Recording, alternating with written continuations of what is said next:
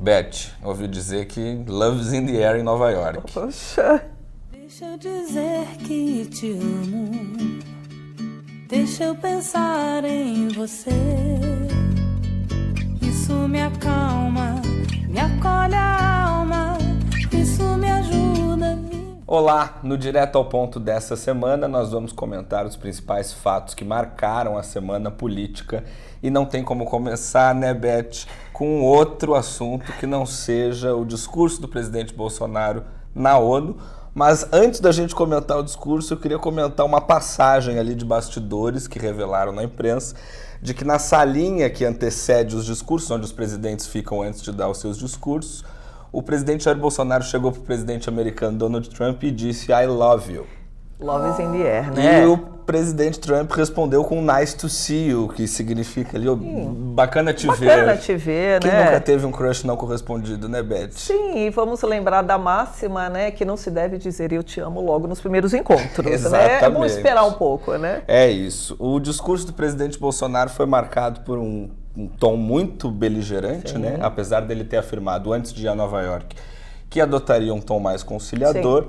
Ele acabou citando vários inimigos, alguns fantasmas, como o socialismo, o comunismo. Exatamente.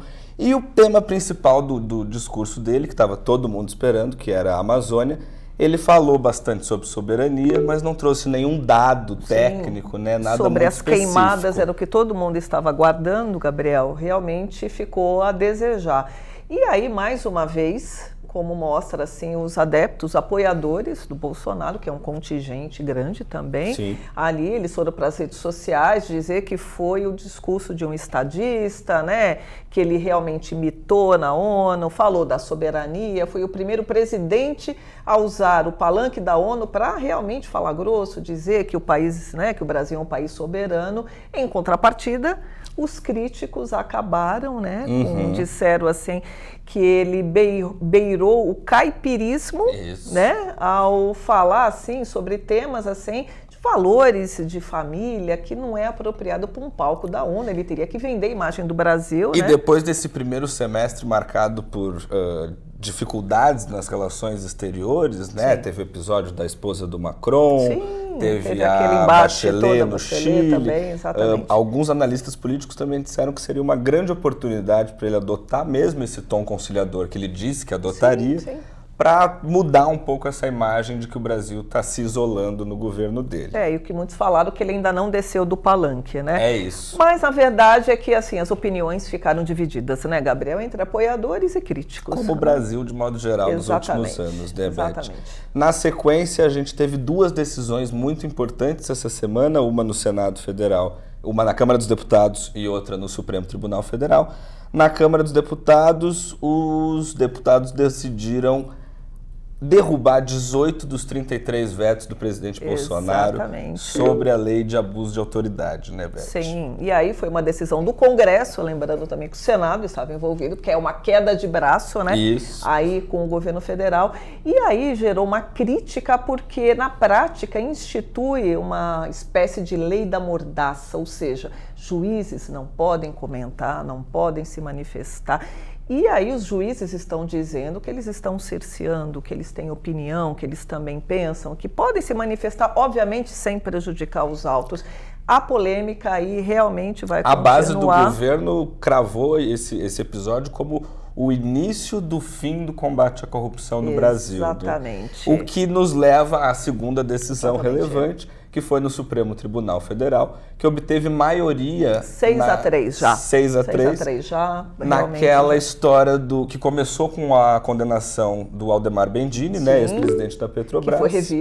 Que foi revisto. E teve um habeas corpus de um ex-dirigente, diretor da Petrobras, questionando, é uma questão assim, é aquela questão da vírgula, né, na questão jurídica, dizendo que o réu tem que se manifestar por último. O que se manifestou nesse caso, em outros, foi o delator, que também é réu.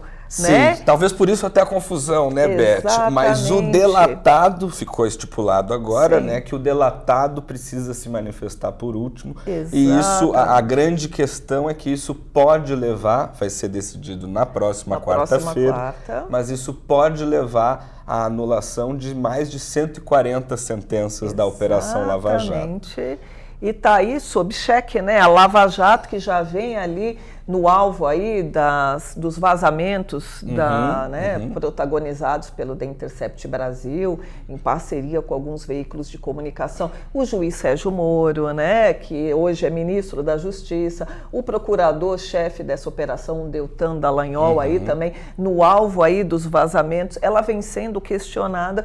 E aí está se criando um movimento no Brasil dizendo que a corrupção pode voltar, que isso aí foi uma fissura, né? Porque a Lava Jato, na verdade, é o símbolo do combate à corrupção, né, Gabriel? Lembrando que o atual governo, né, o governo de Jair Bolsonaro, foi eleito sob a égide do combate à corrupção. Com essa bandeira do combate à corrupção, tendo a Lava Jato, tanto que o Moro é ministro da Justiça, né, Gabriel? É o símbolo, né? E para finalizar a semana, Beth, já que a gente começou aí com um clima de romance, a gente quase terminou com um crime passional, né? Tragédia grega, né? Diríamos assim, o Brasil está cada dia mais surreal. O ex-procurador-geral da República, Rodrigo Janot, admitiu em entrevista aqui para o Estadão que em um determinado momento de 2017 chegou a entrar armado no Supremo Tribunal Federal com a intenção de assassinar o ministro Gilmar Mendes. E depois cometeu suicídio. E depois cometeu suicídio para não ter que responder. Né?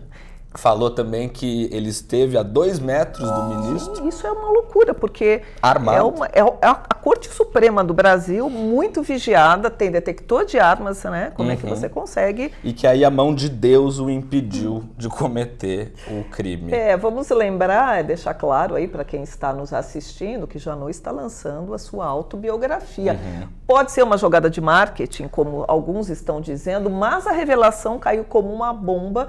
Muita gente não acreditou, achou que era fake news, né? O Gilmar Mendes diz que ele precisava de tratamento psiquiátrico. E também, Gabriel, coloca a Lava Jato mais uma vez aí na berlinda, porque o procurador-geral, que foi, como você mesmo lembrou... É o chefe do Ministério Público, né? E comandou ali o Ministério Público na época de ouro da Lava Jato, quando foram presos aí...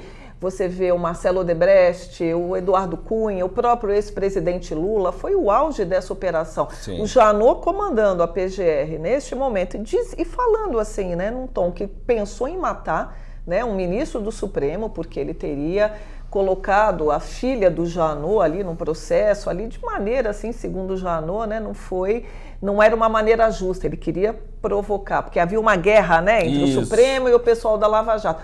Mas se você pensar em entrar armado e matar alguém, dizer que foi a mão de Deus, realmente uma coisa para ir para um divã, né? Um divã do psicanalista, né? O próprio ministro Gilmar Mendes, na sua resposta, além de dizer que o Janot precisava de tratamento psiquiátrico, ele levanta essa questão e diz que lamenta muito que o combate à corrupção no Brasil tenha ficado, pelo menos durante esse período, nas mãos de uma pessoa com ímpetos de homicida, né? Agora, o risco maior de tudo isso, Gabriel, é o combate à corrupção e pro divã, né? Está ali sendo questionado. Esse é o risco maior. Foi uma semana super complicada para a Lava Jato. Começou com Love is in the Air, com amor, e acaba ali quase numa tragédia grega, né, Gabriel? É isso mesmo, Beth. Na próxima semana, o Direto ao Ponto volta com mais informações. Até lá.